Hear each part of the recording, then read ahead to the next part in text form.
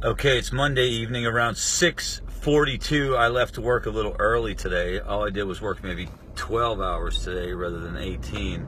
And the reason being, man, I blew my knee out, and I'm not even sure how I blew my knee out. I injured myself, and I don't even know how I injured myself.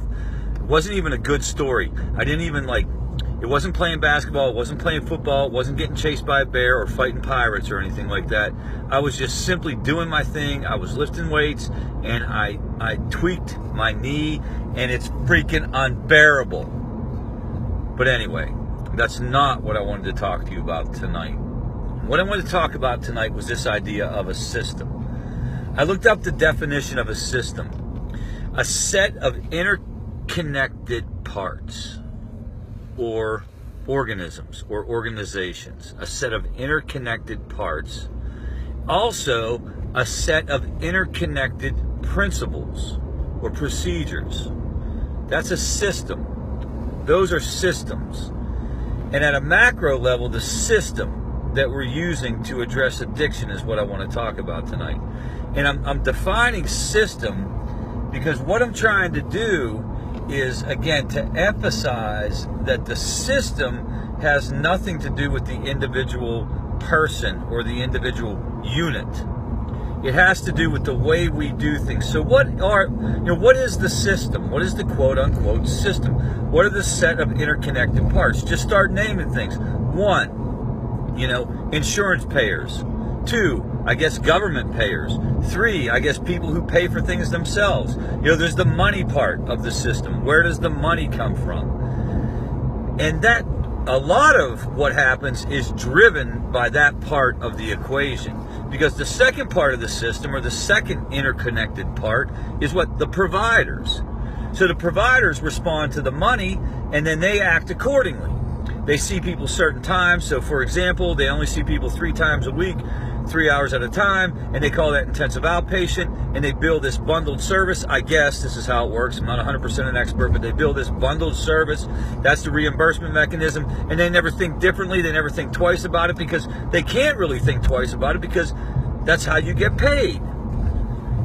Then the other thing, what is the other part of this? That's just one example, but what's the other part? A set of interconnected principles. And that's where this gets really, really interesting.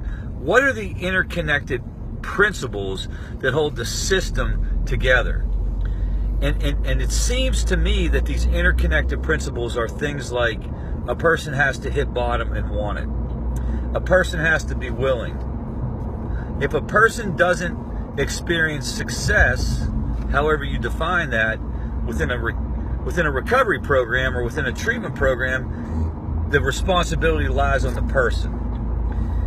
Really, when you think about it, there are a couple different ways to recover. These are also additional principles that need to be challenged. But really, at the end of the day, it's mainly, as indicated by the fact that 80% of our treatment facilities, 80 or 90% of our treatment facilities are basically 12-step retreat centers. There's really one way to do this, and it's a 12-step program. So those, and again, this is just an observation. Somebody tell me I'm wrong. Somebody tell me that 90% of our programs aren't 12-step retreat centers.